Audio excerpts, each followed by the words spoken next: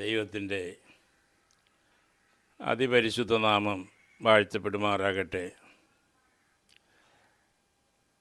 നാം ചിന്തിച്ചു വരുന്ന ദൈവവചനത്തിൻ്റെ ഭാഗങ്ങളിൽ ഒരു ഭാഗം കൂടെ ചിന്തിക്കുവാൻ ദൈവം നമുക്ക് അവസരം തന്നു. അത് കേൾക്കുവാനും ഗ്രഹിക്കുവാനും ദൈവം അവസരം തന്നു. കർത്താവിൻ്റെ വചനം ജീവനും ചൈതന്യവുമുള്ളതായി ഇരുവായ്ത്തലയുള്ള ഏത് വാളിനേക്കാളും മൂർച്ചയേറിയതും പ്രാണനെയും ആത്മാവിനെയും സന്ധിമജ്ജകളെയും വേർപിരിക്കും വരെ തുളച്ചു ചെല്ലുന്നതുമാണ്. ഇത് പ്രമാണിക്കുന്നവർ ഭാഗ്യവാന്മാർ, വായിച്ച് കേൾക്കുന്നവർ ഭാഗ്യവാന്മാർ. ആ ഭാഗ്യപദവിയിലേക്ക് നമ്മെ തന്നെ സമർപ്പിക്കാം. കർത്താവ് നമ്മെ അനുഗ്രഹിക്കുമാറാകട്ടെ. പ്രാർത്ഥിക്കാം. സർവജ്ഞാനിയും സർവശക്തനും സർവവ്യാപിയുമായ ദൈവമേ, ഞങ്ങളുടെ സ്വർഗീയ നല്ല പിതാവേ, ഈ വിശുദ്ധ വേദപുസ്തകത്തിൽ നിന്ന് ഞങ്ങളെ പഠിപ്പിക്കണമേ. ഇത് അങ്ങയുടെ വചനങ്ങളെന്ന് ഞങ്ങൾ വിശ്വസിച്ച് അങ്ങയുടെ നാമത്തെ ഉയർത്തുന്നു. കർത്താവേ, ഭൂമിയും അതിൻ്റെ പൂർണ്ണതയും ഭൂതലവൻ്റെ നിവാസികളും യഹോവയ്ക്കുള്ളതായിരിക്കയാൽ സ്തോത്രം ചെയ്യുന്നു. കർത്താവ് അത് ദൈവമേ സ്ഥാപിച്ചിരിക്കുന്നതുകൊണ്ട് ഞങ്ങൾ ദൈവത്തെ സ്തുതിക്കുന്നു. യേശുവെ, ഈ വെളിപ്പാട് പുസ്തകത്തിൽ നിന്ന് പഠിക്കുവാൻ ചില ദുർഗ്രാഹ്യമാണ് എന്ന് അടിയന് അറിയാമെങ്കിലും അങ്ങ് പഠിപ്പിച്ചാൽ ഞങ്ങൾക്ക് മനസ്സിലാവും. അപ്പാ,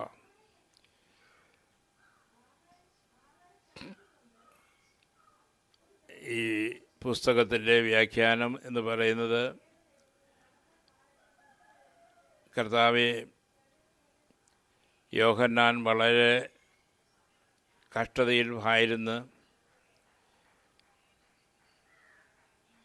പത്മോസ് ദ്വീപിൽ കഷ്ടപ്പെട്ട് ഭാരപ്പെട്ട് ത്യാഗങ്ങൾ സഹിച്ച് ദൈവത്തിൽ നിന്ന് പ്രാപിച്ചതാണെന്ന് അടിയൻ മനസ്സിലാക്കുന്നു. അതേ ആത്മാവോടുകൂടെ മാത്രമേ ഇതിനെ വ്യാഖ്യാനിക്കുവാനും കഴിയുള്ളൂ. വെറുതെ ഇരിക്കുന്നവർക്ക് ഇത് ദുർഗ്രാഹ്യമായിരിക്കും. അതുകൊണ്ട് അടിയന് ദൈവമേ ചിലത് പഠിപ്പിക്കണമേ. ഇത് കേൾക്കുന്നവർക്കത് പ്രയോജനമായിരിക്കുവാൻ ദൈവത്തിൻ്റെ ആത്മാവ് കൃപ ചെയ്യണമേ എന്ന് പ്രാർത്ഥിക്കുന്നു. ദൈവം ഞങ്ങളുടെ സങ്കേതവും കോട്ടയും ഗോപുരവുമായിരിക്കാൽ സ്തോത്രം ചെയ്യുന്നു. ഞങ്ങളെ പഠിപ്പിക്കണമേ. പഠിക്കേണ്ടും വണ്ണം പഠിക്കുവാൻ ഞങ്ങളെ ഹൃദയത്തെ ഒരുക്കുമാറാകണമേ. ദൈവത്തിൻ്റെ വചനത്തെ ഗ്രഹിക്കുവാനുള്ള ശക്തി ഞങ്ങൾക്ക് തരണമേ. സാത്താന്യ ശക്തികളെ ശാസിച്ചകറ്റുന്നു. ദൈവത്തിൻ്റെ ആത്മാവ് ഞങ്ങൾക്ക് തുണ നിൽക്കണമേ. യേശു ക്രിസ്തുവിൻ്റെ നാമത്തിൽ തന്നെ പിതാവേ, ആമേൻ. ഇന്ന് വെളിപ്പാട് പുസ്തകത്തിൻ്റെ ചില ഭാഗങ്ങളിൽ നിന്ന് ചിന്തിക്കുവാനായിട്ടാണ് താല്പര്യപ്പെടുന്നത്. ഞാൻ അനേക പ്രാവശ്യം ഈ വെളിപ്പാട് പുസ്തകം വായിച്ചിട്ടുണ്ട്. എന്നാൽ ചിലത് ഗ്രഹിക്കുവാൻ കഴിയാത്ത അനുഭവങ്ങളാണ് ഉണ്ടാകാറുള്ളത്. അതിൽ എനിക്ക് മനസ്സിലാകുന്ന കാര്യങ്ങളെ ഞാൻ നിങ്ങളോട് പങ്കുവയ്ക്കുന്നു. ബാക്കി ദൈവകരങ്ങളിലേക്ക് സമർപ്പിക്കുന്നു. അതേ ദൈവമക്കളെ, ഇത് വരുവാൻ പോകുന്ന കാര്യത്തെക്കുറിച്ചാണ്. ഇനി ഏറ്റവും അടുത്ത് വരാൻ പോകുന്ന കാര്യത്തെക്കുറിച്ചാണ് വേദപുസ്തകം പഠിപ്പിക്കുന്നത്. ഇതുപോലൊരു പ്രവചന പുസ്തകം ബൈബിളിൽ ഇല്ല. ഈ വെളിപ്പാട് പുസ്തകം യോഹന്നാൻ അപ്പോസ്തലന്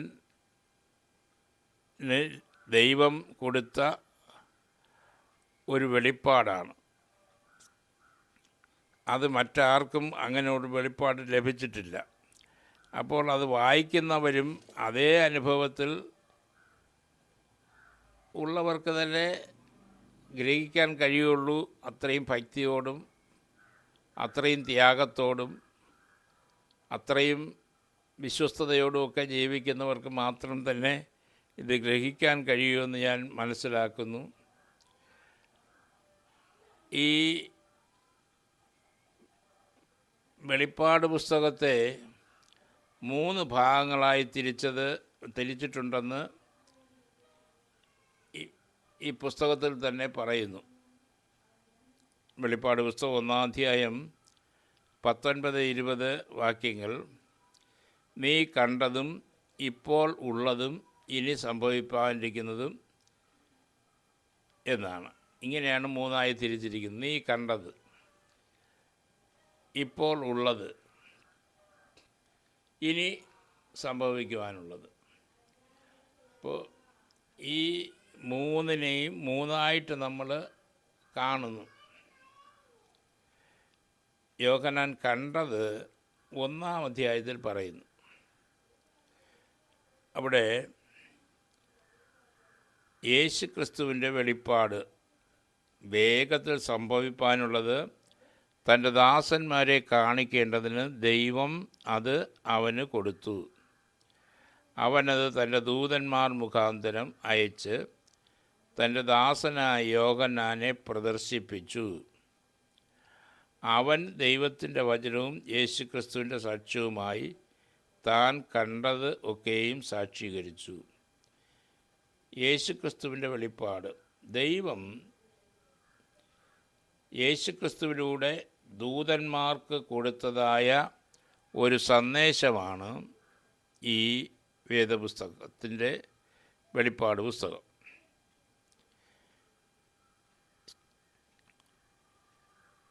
അതിൽ 1-ാമത്തെ ഭാഗം യോഹന്നാൻ കണ്ടത്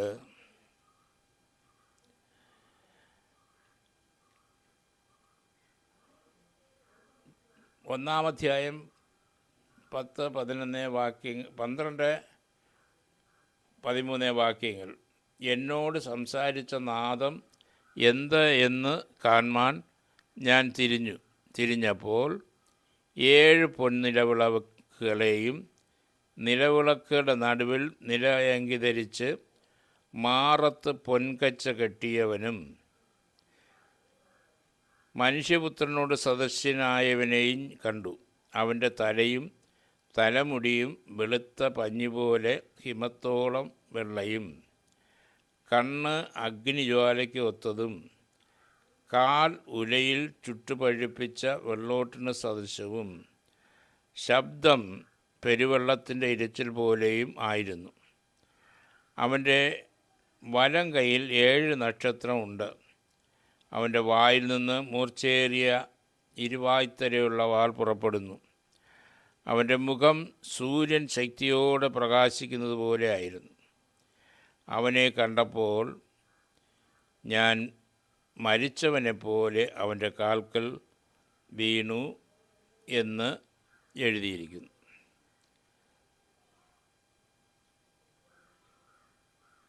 ഇവിടെ ക്രിസ്തയേശുവിനെ യോഹന്നാൻ കാണുമ്പോൾ എഴുതിയിരിക്കുന്ന ചരിത്രം ഒന്ന് നോക്കി നോക്കൂ. ഇവിടെ യേശുവിനെ കാണുമ്പോൾ യോഹന്നാൻ മരിച്ചവനെ പോലെ ആയെന്നാണ്. എന്തുകൊണ്ട് യോഹന്നാനെ യേശുവിനെ കണ്ടപ്പോൾ നീ മരിച്ചവനെ പോലെയായി? യേശുവിനെ കണ്ടപ്പോൾ സന്തോഷിക്കേണ്ട നിനക്ക് യേശുവിനെ കണ്ടപ്പോൾ മരിച്ചതുപോലെ ആകാനുള്ള സംഭവം എന്താണ് എന്ന് ഞാൻ യോഹന്നാനോട് ചോദിച്ചാൽ യോഹന്നാനും ചിലത് പറയാനുണ്ട്. യേശുവിനെ ഇവിടെ കാണുന്നത് 7 പൊൻനിലവിളക്കുകളെയും നിലവിളക്കുകളുടെ നടുവിൽ നിലയങ്കി ധരിച്ച് മാറത്ത് പൊൻകച്ച കെട്ടിയ അവനായി മനുഷ്യപുത്രനോട് സദസ്യനായവനെ കണ്ടു. അവൻ്റെ തലയും തലമുടിയും വെളുത്ത പഞ്ഞിപോലെ ഹിമം തോളം വെള്ളയും, കണ്ണ് അഗ്നിജ്വാലയ്ക്കൊത്തതും, കാൽ ഉലയിൽ ചുട്ടുപഴുപ്പിച്ച വെള്ളോട്ടിന് സദൃശവും, അവൻ്റെ ശബ്ദം പെരുവെള്ളത്തിൻ്റെ ഇരച്ചിൽ പോലെയും ആയിരുന്നു. അവൻ്റെ വലം കൈയിൽ 7 നക്ഷത്രം ഉണ്ട്.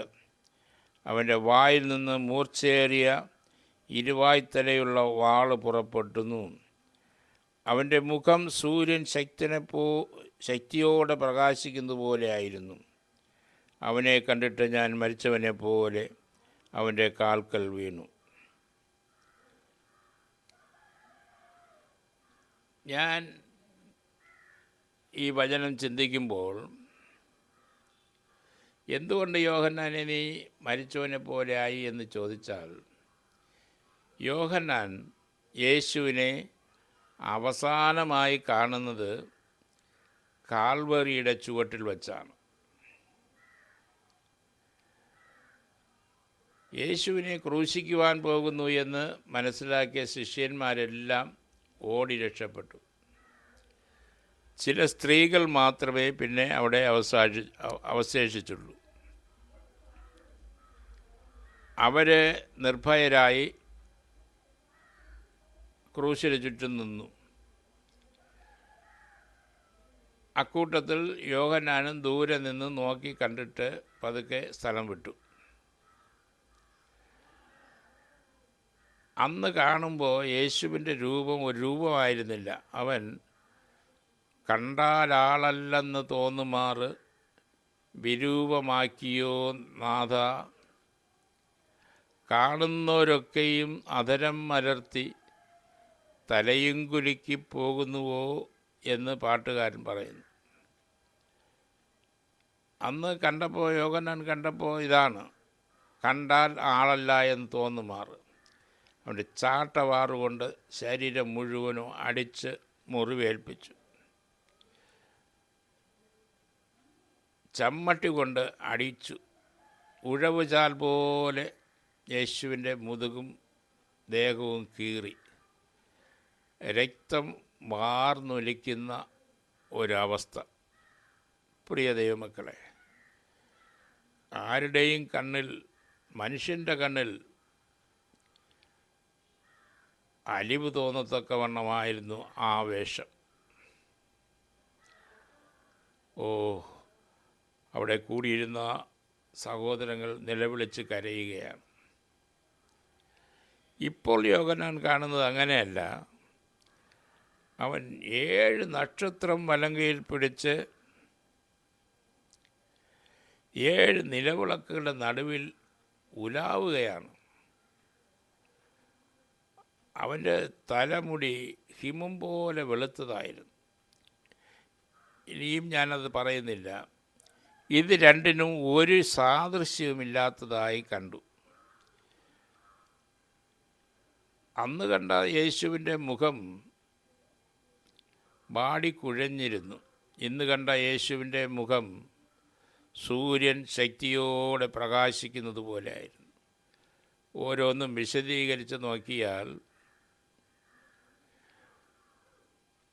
ഇന്ന് ഈ കർത്താവിനെ കാണുന്ന മുഖത്തിൻ്റെ ശോഭ തന്നെ ഭയങ്കരമായിരുന്നു. അവൻ്റെ വായിലെ ശബ്ദം തന്നെ പെരുവെള്ളത്തിൻ്റെ ഇരച്ചിൽ പോലെ. പിന്നെ വായിൽ നിന്ന് ഇരുവായ്ത്തലയുള്ള വാള് പുറപ്പെടുന്നു. ഇതൊക്കെ കണ്ടപ്പോൾ ഇത് യേശു ആണെന്ന് ചിന്തിക്കാൻ ആർക്കും കഴിയുകയില്ല. യോഹന്നാനെന്നല്ല, ആർക്കും കഴിയുകയില്ല.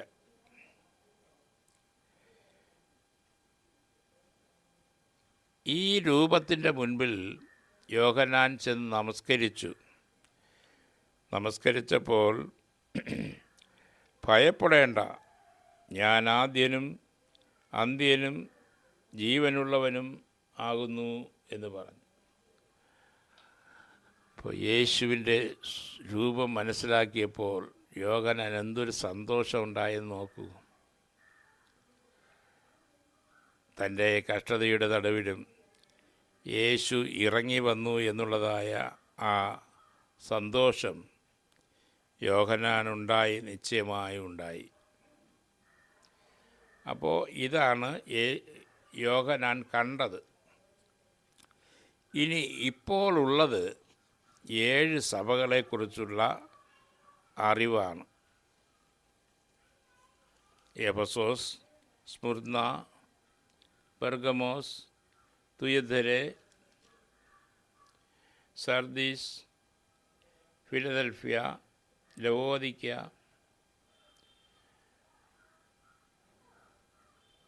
എന്നീ 7 സഭകളെക്കുറിച്ച് ഇപ്പോഴുള്ളതിനെക്കുറിച്ചാണ് അവിടെ നമ്മൾ വായിച്ചു നോക്കണം. അത് സഭയുടെ കാലഘട്ടം. ചിലർ പറയാറുള്ളത് ഇത് പല കാലഘട്ടങ്ങളിലുള്ളതാണ്, അവസാനത്തെ ലവോദിക്ക സഭയുടെ കാലഘട്ടമാണ് ഇതെന്നൊക്കെ പറയുന്നത് എത്രമാത്രം ശരിയാണെന്ന് എനിക്കറിയില്ല. എന്നാൽ ബൈബിൾ പറയുന്നത് ഇത് അന്നത്തെ കാലഘട്ടത്തെക്കുറിച്ച് പറയുന്നു. അന്നത്തെ കാലഘട്ടത്തിൽ വാസ്തവമായി ഉണ്ടായിരുന്ന സഭകളെക്കുറിച്ച്, അതിൻ്റെ ഗുണദോഷങ്ങളെക്കുറിച്ച് പറയുന്നു. പിന്നെ 4-ാം അധ്യായത്തിൽ തുടങ്ങുമ്പോൾ സ്വർഗത്തിൽ വാതിൽ തുറന്നിരിക്കുന്നത് കണ്ടു യോഹന്നാൻ. അപ്പോഴുള്ളത് കാണുകയാണ്. അതിൽ ഇരിക്കുന്നവൻ്റെ രൂപവും ഭാവവും ഒക്കെ, അതൊക്കെ മാസങ്ങളോളം ചിന്തിച്ചാലേ നമുക്ക് മനസ്സിലാക്കാൻ കഴിയുള്ളൂ. ഞാനതിനെ ഇപ്പോൾ അങ്ങനെ അങ്ങ് വിടുകയാണ്. പിന്നെ 24 മൂപ്പന്മാരും ഒക്കെ കാണുന്നു. പിന്നെയാണ് 5-ാം അധ്യായത്തിൽ മുദ്ര പൊട്ടിക്കുവാനായിട്ട് ആരെങ്കിലും ഉണ്ടോ എന്നുള്ളതായ ശബ്ദം കേൾക്കുമ്പോൾ ഒരു കുഞ്ഞാട് അറുക്കപ്പെട്ടത് നിൽക്കുന്നത് പോലെ ഞാൻ കണ്ടു.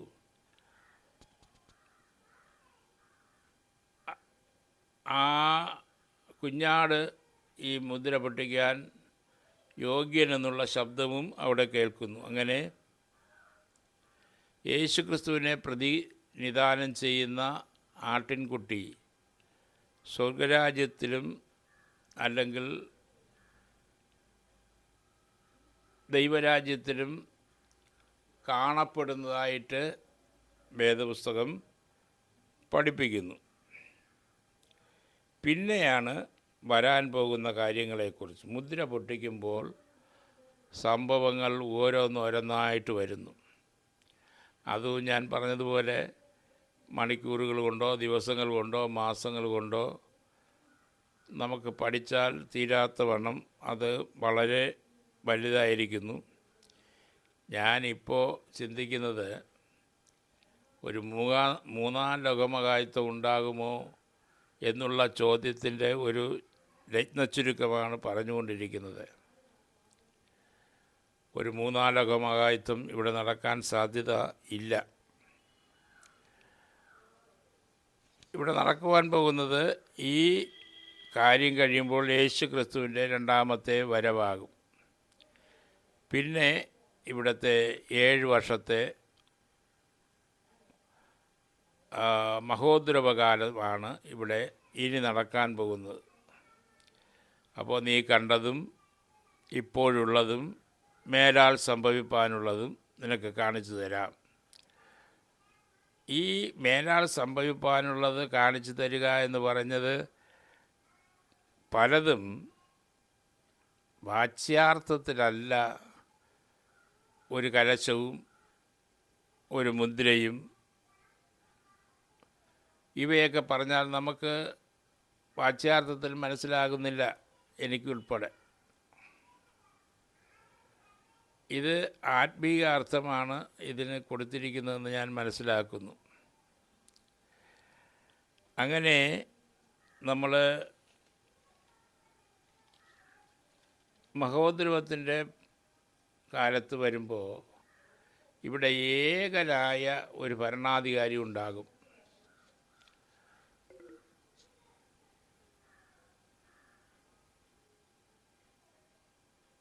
ഒറ്റ ഭരണാധികാരി.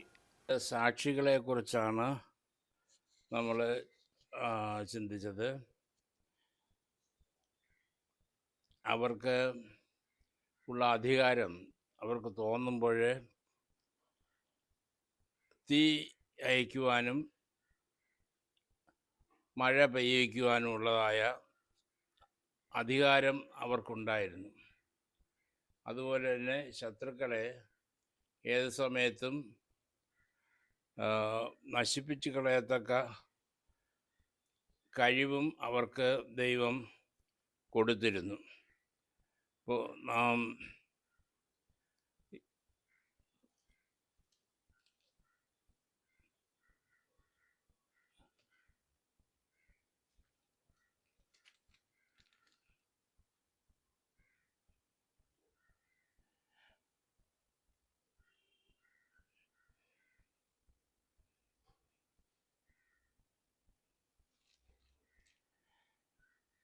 ഇവരുടെ ജോലി എന്ന് പറയുന്നത് 3.5 വർഷം പ്രവചിക്കുക, ദൈവവചനം അറിയിക്കുക, അന്ന് ഇവിടെ ജീവിച്ചിരിക്കുന്ന ആളുകളോട് സുവിശേഷം പറയുക എന്നുള്ള നിഗമനത്തിലാണ് അവരെ ഈ ദൗത്യം ഏൽപ്പിച്ചിരിക്കുന്നത്. അവർ വന്ന് അത് ചെയ്തുകൊണ്ടിരിക്കും. അവർ ചില്ലറക്കാരല്ല. ഈ പറഞ്ഞതുപോലെ ആരെങ്കിലും ശത്രുക്കൾ ആരെങ്കിലും അവരെ ഉപദ്രവിക്കുവാനായിട്ട് ശ്രമിച്ചാൽ അവരെ നശിപ്പിച്ച് കളയുവാനായിട്ടുള്ള എല്ലാ അധികാരവും കഴിവും അവർക്ക് ഉണ്ടായിരുന്നു.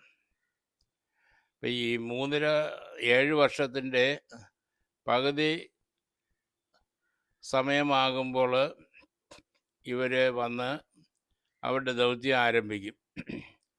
ഈ 2 പേര് ആരൊക്കെയാണെന്ന് ഒരു ഊഹം പറയുന്നത് ഒന്ന് മോശയും ഒന്ന് ഏലിയാവുമായിരിക്കും എന്നുള്ളതാണ്.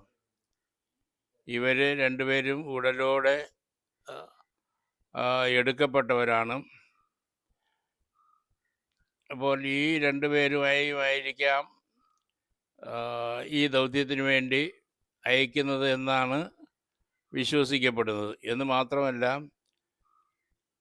മോശയ്ക്ക് വെള്ളം ലഭിക്കുവാൻ ആവശ്യത്തിന് വെള്ളം ഇല്ലാതെ വന്നാൽ അതുണ്ടാക്കുവാനുള്ളതായ കഴിവ് ഉണ്ടായിരുന്നു. ഏലിയാവിന് തീ അയക്കുവാനുള്ളതായ കഴിവുണ്ടായിരുന്നു. അത് അങ്ങനെ വിശ്വസിക്കപ്പെടുന്നു. അത് ഈ ബൈബിളിൽ വ്യക്തമായിട്ട് രേഖപ്പെടുത്തിയിട്ടില്ലെങ്കിലും അതങ്ങനെ വിശ്വസിക്കപ്പെടുന്നു.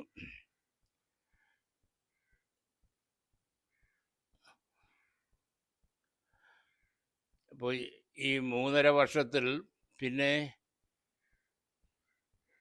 ജാതികൾക്കും ഈ ദേവാലയത്തിൽ കടക്കുവാനുള്ളതായ അധികാരം ദൈവം കൊടുത്തിരുന്നു. അവർ അതുകൊണ്ട് ആലയത്തെ 3.5 വർഷം ചവിട്ടിക്കളയുമെന്നാണ് പറയപ്പെടുന്നത്. അപ്പോൾ ഇങ്ങനെ 7 വർഷവും കഴിഞ്ഞ് പോയതിന് ശേഷം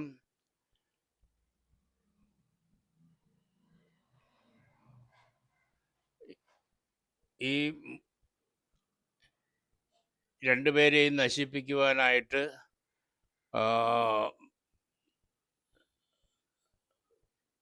ഒരു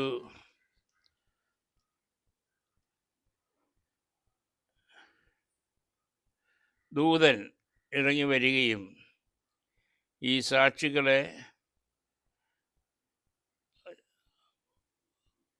അവിടെ യുദ്ധം ചെയ്യുകയും അവരെ ജയിക്കുകയും ചെയ്യും എന്നാണ് ബൈബിൾ രേഖപ്പെടുത്തിയിരിക്കുന്നത്.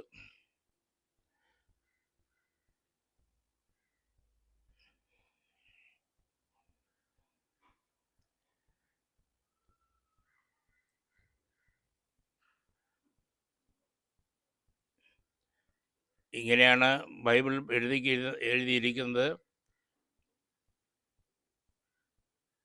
അവർക്ക് ദോഷം ചെയ്യുവാൻ ഇച്ഛിച്ചാൽ അവരുടെ വായിൽ നിന്ന് തീ പുറപ്പെട്ട് അവരുടെ ശത്രുക്കളെ ദഹിപ്പിച്ച് കളയും. അവർക്ക് ദോഷം വരുത്തുവാൻ ഇച്ഛിക്കുന്നവൻ ഇങ്ങനെ മരിക്കേണ്ടി വരും. അവരുടെ പ്രവചനകാലത്ത് മഴ പെയ്യാതെ വണ്ണം ആകാശം അടച്ചു കളയുവാൻ അവർക്ക് അധികാരമുണ്ട്. വെള്ളത്തെ രക്തമാക്കുവാനും ഇച്ഛിക്കുമ്പോഴൊക്കെയും സകല ബാധ കൊണ്ടും ഭൂമിയെ ദണ്ഡിപ്പിക്കുവാനും അധികാരമുണ്ട്. അവർ തങ്ങളുടെ സാക്ഷ്യം തികച്ച ശേഷം ആഴത്തിൽ നിന്ന് കയറി വരുന്ന മൃഗം അവരോട് പടവെട്ടി അവരെ ജയിച്ച് കൊന്നുകളയും. അവരുടെ കർത്താവും ക്രൂശിക്കപ്പെട്ടതും ആത്മീയമായി സോദോം എന്നും മിശ്രയും എന്നും പേരുള്ളതുമായ മഹാനഗരത്തിൻ്റെ വീതിയിൽ അവരുടെ ശവം കിടക്കും. സകല വംശക്കാരും ഗോത്രക്കാരും ഭാഷക്കാരും ജാതിക്കാരും അവരുടെ ശവം 3.5 ദിവസം കാണും.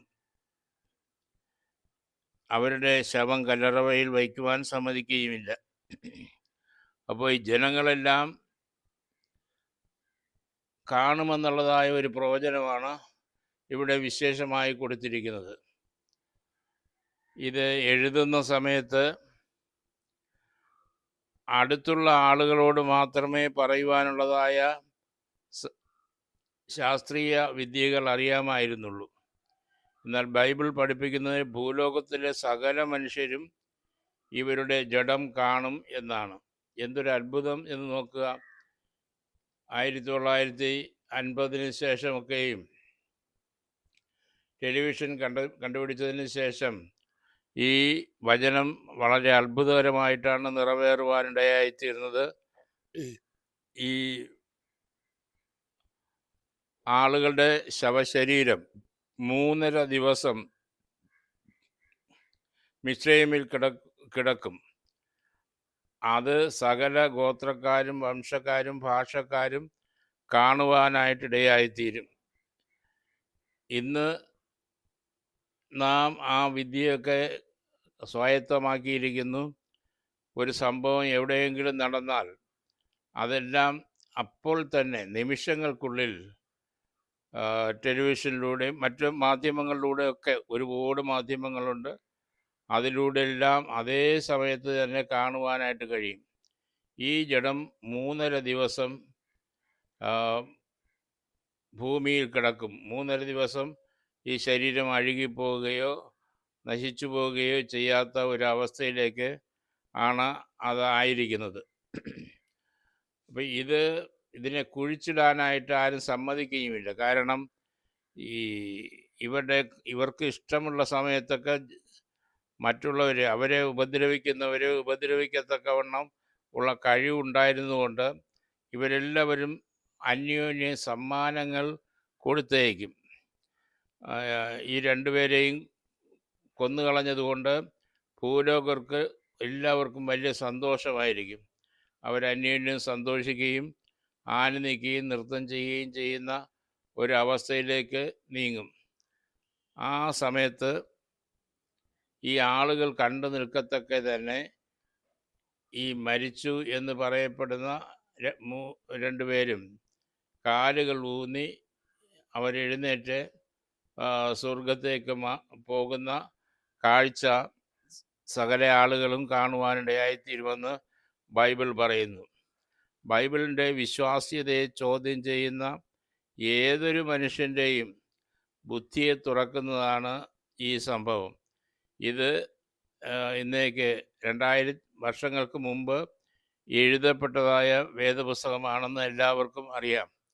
ഇതുപോലെ തന്നെ ഒരു പ്രവചനം ബൈബിളിൽ ഉണ്ട്. അത് നിറവേറിക്കഴിഞ്ഞതാണ്. ആറ്റം വിഘടിക്കയില്ലെന്നാണ് എൻസൈക്ലോപീഡിയയിലും ഓക്സ്ഫോർഡ് ഡിക്ഷണറിയിലും കാണപ്പെടുന്നത്. ഒരു കാരണവശാലും ആറ്റം വിഘടിക്കയില്ല എന്ന്. എന്നാൽ പത്രോസിൻ്റെ ലേഖനത്തിൽ ആറ്റം വിഘടിക്കും എന്ന് ബൈബിൾ രേഖപ്പെടുത്തിയിരിക്കുന്നു. ഈ വാക്യത്തെ അടിസ്ഥാനമാക്കിയാണ് ആൽബർട്ട് ഐൻസ്റ്റൈൻ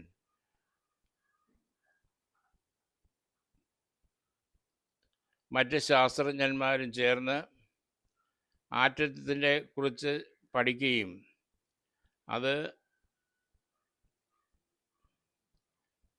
രണ്ടാം ലോക മഹായുദ്ധത്തിൽ ആറ്റം ബോംബ് ഉണ്ടാക്കി അവർ സഖ്യകക്ഷികൾ വിജയിക്കുവാനുള്ളതായ കാരണം അതായിരുന്നു. അതുപോലെ തന്നെ ഒന്നാം ലോകമഹായുദ്ധകാലത്ത് വെടിമരുന്ന് കൊണ്ടു നടക്കുവാൻ മഞ്ഞിലൂടെ കൊണ്ട് നടന്നാൽ അത് കത്തിപ്പോകുകയില്ല എന്നുള്ള സത്യം സങ്കീർത്തന പുസ്തകത്തിൽ എഴുതിയിരിക്കുന്നു, ബൈബിളിൽ എഴുതിയിരിക്കുന്നു. ഈ വചനമാണ് അവരെ ആ കണ്ടുപിടുത്തത്തിന് നയിച്ചത്. അപ്പോൾ ബൈബിളിലെ ഓരോ വചനങ്ങളും ചിലപ്പോൾ ഇവരാരും ശാസ്ത്രജ്ഞന്മാരല്ല, എന്നാൽ ദൈവത്തിൻ്റെ ആത്മാവ് അവർക്ക് വന്നപ്പോൾ അവർ അത് പ്രവചിക്കുവാനിടയായിത്തീർന്നു. അന്ത്യകാലമാകുമ്പോൾ വെടിമരുന്നും മഞ്ഞിൽ അകത്ത് പൊതിഞ്ഞ് കൊണ്ടുപോയാൽ അത് സൂക്ഷിച്ച് മറ്റൊരു സ്ഥലത്തേക്ക് കൊണ്ടുപോകാൻ കഴിയും എന്ന് മനസ്സിലാക്കി അവരത് കണ്ടുപിടിച്ചത്. അതുപോലെ തന്നെ ആറ്റം വിഘടിക്കുമെന്നുള്ളത് ശാസ്ത്രജ്ഞന്മാർ കണ്ടുപിടിച്ചതിൻ്റെ കാരണം ബൈബിളിലെ ഈ ആറ്റം വിഘടിക്കുമെന്നുള്ളതായ സത്യമാണ്. ഇവരെല്ലാം ക്രിസ്ത്യാനികളും ദൈവത്തെ അറിഞ്ഞവരുമായിരുന്നു. ലോകത്തിലെ കണ്ടുപിടുത്തങ്ങളിൽ 90% യഹൂദന്മാരാണ് കണ്ടുപിടിച്ചത്.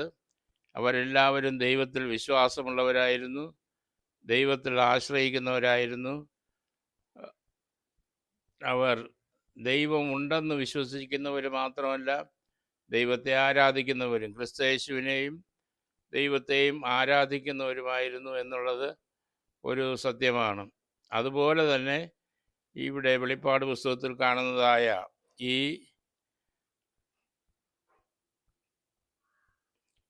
രണ്ട് സാക്ഷികളുടെ ശരീരം സകല മനുഷ്യരും കാണുമെന്ന് പറഞ്ഞപ്പോൾ ലോകത്തിലെ സകല ആളുകളും ആക്ഷേപിക്കുവാനും ഒക്കെ ഇടയായിത്തീർന്നിട്ടുണ്ട്.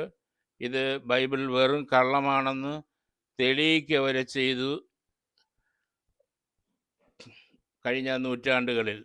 പക്ഷേ അവരൊക്കെ നശിച്ചു പോയപ്പോൾ വേദപുസ്തകം ഇന്നും നശിക്കാതിരിക്കുന്നത് നമുക്ക് കാണുവാനായിട്ട് കഴിയുന്നു. ഇതുപോലെ മിറാക്കുലസായ മറ്റൊരു കാര്യം ഉണ്ട്. ഞാൻ ഒന്നുകൂടെ ഈ സമയത്ത് നിങ്ങളെ വായിച്ചു കേൾപ്പിക്കാം. ഈ അന്ത്യകാലത്ത് മനുഷ്യൻ്റെ പലവിധ ചരക്കുകൾ വിൽക്കുന്ന കൂട്ടത്തിൽ മനുഷ്യദേഹവും മനുഷ്യ പ്രാണനും വെക്കുമെന്ന് വെളിപ്പാട് പുസ്തകം 18-ാം അധ്യായം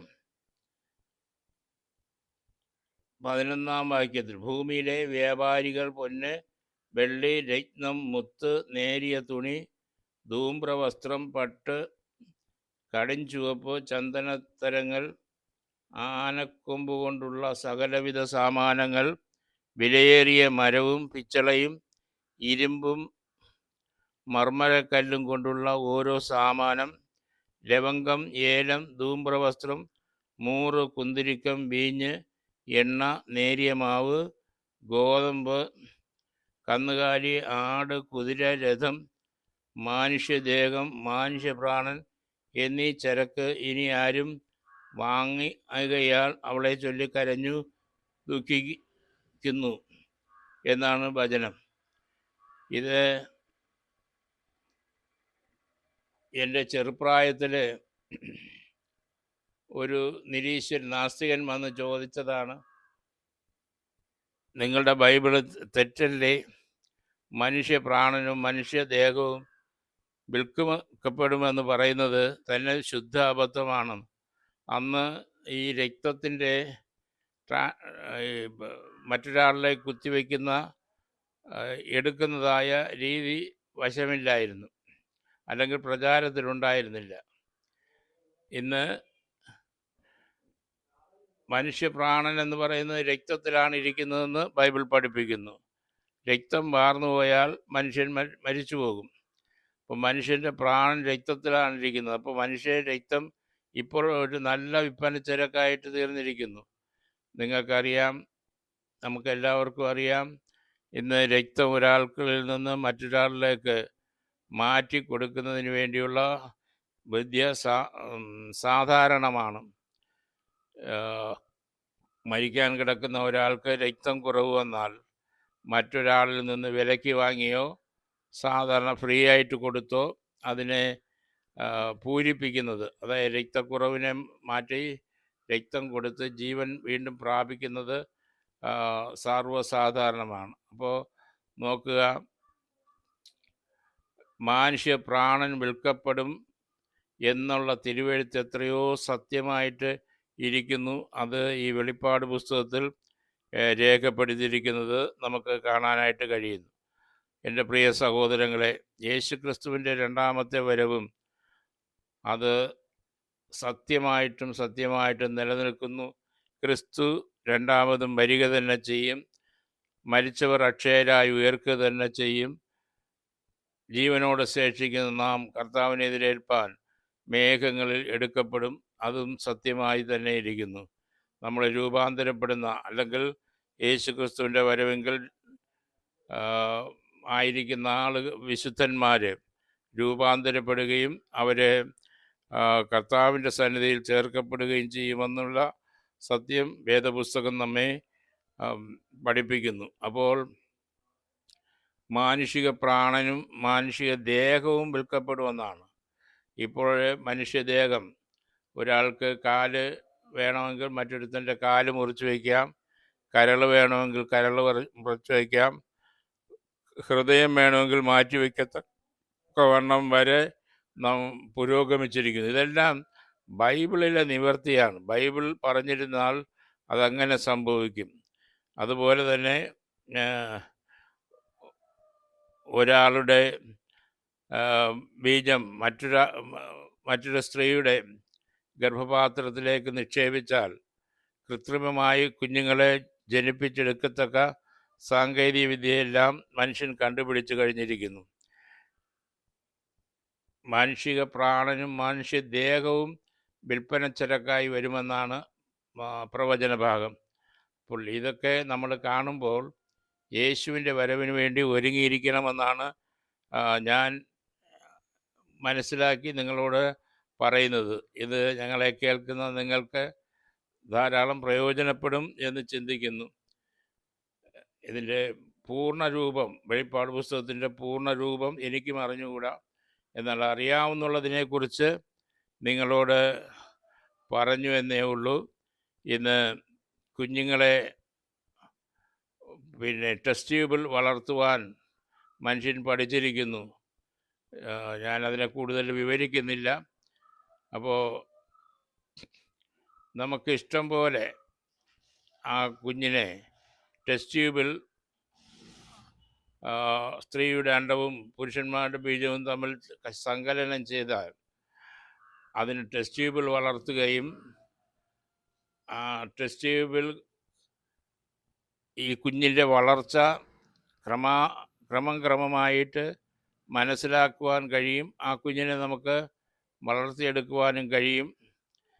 ഈ കുഞ്ഞ് മാതാപിതാക്കളെ പോലെ ആയിരിക്കുമെന്നുള്ളതാണ് മറ്റൊരു യാഥാർത്ഥ്യം.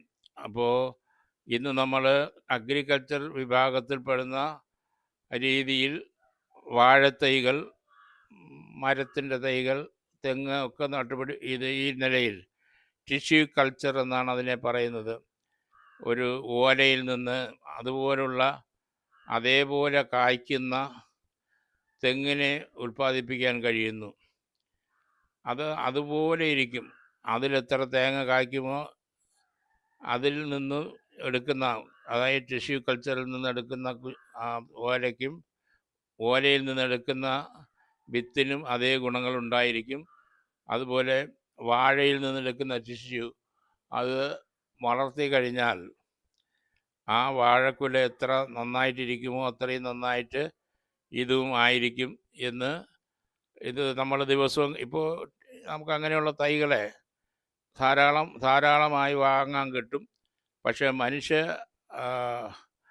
ആ, മനുഷ്യനെ അങ്ങനെ ഉൽപ്പാദിപ്പിക്കാൻ ഇതുവരെ ഗവൺമെൻറ്റുകൾ ഒന്നും തയ്യാറായിട്ടില്ല. കാരണം അങ്ങനെ ഉൽപ്പാദിപ്പിക്കുന്ന കുഞ്ഞുങ്ങളെല്ലാം ഒരുപോലെ ഇരിക്കും.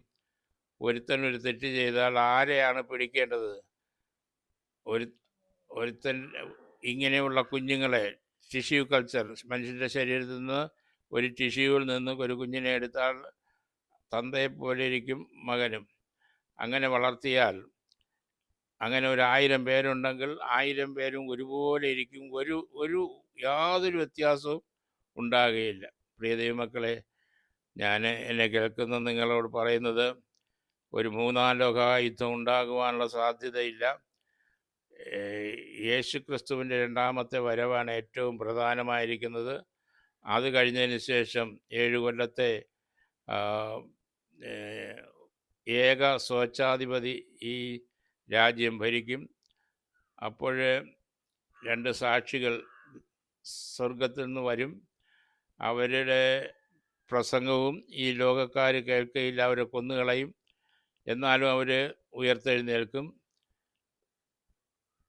ഇവിടെ വിൽപ്പനച്ചരക്കായി വരുന്ന സാധനങ്ങളെല്ലാം മനുഷ്യനിർമ്മിതമായിട്ട് മനുഷ്യൻ്റെ അവയവങ്ങൾ പോലും വിൽക്കത്തക്കവണ്ണം ആയിരിക്കും എന്നുള്ളത് നാം വേദപുസ്തകത്തിൽ നിന്ന് പഠിക്കുന്നു.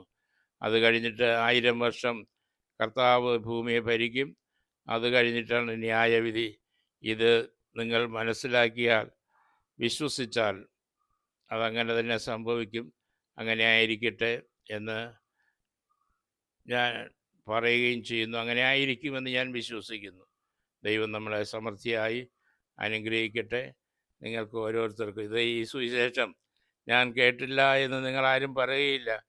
ഈ ലോകത്തിൻ്റെ എല്ലാ ഭാഗത്തു നിന്നെങ്കിലും, ചിലപ്പോൾ ഇതൊരു 4-5 വർഷം ഈ മൊബൈലിലൊക്കെ കിടന്നാൽ, ലോകത്തിൻ്റെ ഏതെങ്കിലും ഭാഗത്തൊക്കെ ഇരിക്കുന്നവർ കേട്ടാൽ, നിങ്ങളോട് ഞാൻ പറയുന്നു, ന്യായവിധിയിൽ നിന്ന് നിങ്ങൾക്ക് തെറ്റി ഒഴിയുവാൻ കഴിയുകയില്ല. ദൈവം നമ്മെ സമൃദ്ധിയായി അനുഗ്രഹിക്കുമാറാകട്ടെ. ആമേൻ.